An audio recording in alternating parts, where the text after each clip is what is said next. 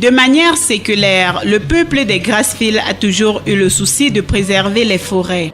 Selon Charles-Henri Pradel de la Tour dans son ouvrage intitulé Ethnopsychanalyse en pays bamileke, les forêts font partie du système organisationnel de la société.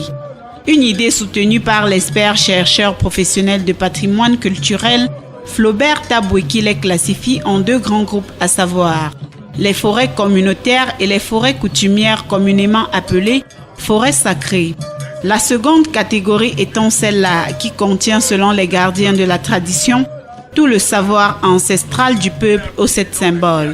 Généralement réservé aux actes spirituels. Ces endroits, c'est comme des sanctuaires.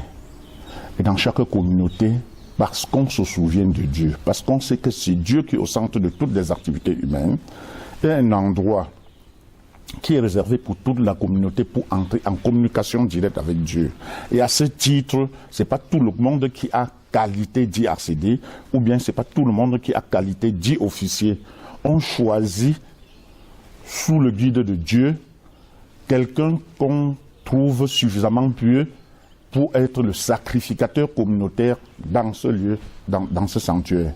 C'est-à-dire que quand on a une intervention, un sacrifice à faire pour le compte de la communauté, ce n'est même pas le chef qui y va, mais c'est ce personnage à qui on a porté le dévolu en entérinant le choix de Dieu, qui y va, immole, prononce les paroles nécessaires en vue de poser le problème de toute la communauté à l'endroit de Dieu suprême.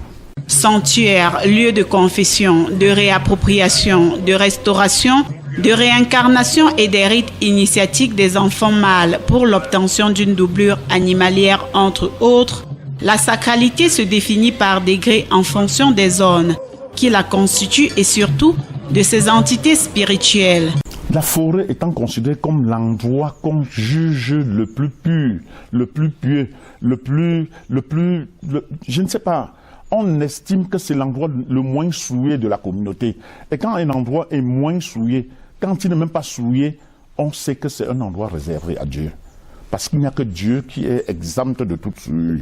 Et quand on estime que la forêt qui n'est pas habitée par les humains, c'est pas habité par les gens qui ont les mains sales, les pieds sales, on estime donc que c'est l'endroit où on peut rencontrer généralement et de façon profonde Dieu. C'est pourquoi beaucoup de danses à travers